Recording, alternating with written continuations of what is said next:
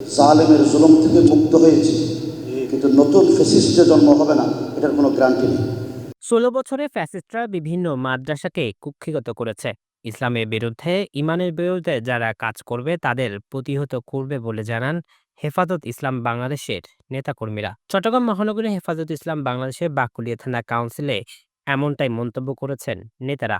বুধবার সকালে বাকুলিয়া নেয়ামত নূর জামে মসজিদে এ আয়োজন অনুষ্ঠিত হয়। এ সময় বক্তারা বলেন, ১৬ বছরের অন্যায় অত্যাচারের মাধ্যমে এক জুলুমের রাষ্ট্র কায়েম করা হয়েছে। হেফাজত ইসলামের বহু নেতাকর্মীকে কষ্ট দেওয়া হয়েছে। একটা ফ্যাসিস্ট জালেমের জুলুম থেকে মুক্ত হয়েছি, কিন্তু নতুন ফ্যাসিস্টের জন্ম হবে না, এটার কোনো গ্যারান্টি নেই। বর্তমান যারা অন্তর্বর্তীকালীন সরকারে আছেন তারা কিন্তু অসম্ভব ধরনের যন্ত্রণা এবং নানা ধরনের চক্রান্তের তাদের পিছনে রয়ে গেছে। সুতরাং আমার প্রথম কথা হচ্ছে যে দেশপ্রেমিক সকল ওলামা ইকরাম, ইমানদার তৌহিদি জনতাকে এই জালেম ফ্যাসিজমের বিরুদ্ধে আমরা যেমন ঐক্যবদ্ধ মাঠে নেমেছি, এই দেশের তাহফুজের জন্য আমাদেরকে মাঠে নামতে হবে।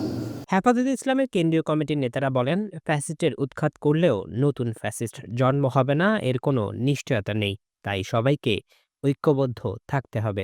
ইসলামের সেই কোরবানির বিনিময়ে শুরু থেকে কি जान दिया আসছে, रक्त दिया আসছে। शहीदों के लहू से जो ज़मीं सैराब होती है, बड़े शादाब होती है, बड़े जरखेज होती है। আমরা করতে বলতে চাই, এই দেশে ইসলামের বিরুদ্ধে কোনো ধরনের ষড়যন্ত্র আমরা মেনে নেব না।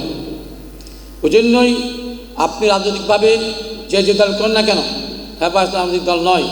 ইসলামের হেফাজতের জন্য, জাতিকে ঐক্যবদ্ধ করার জন্য হেফাজত ইসলাম।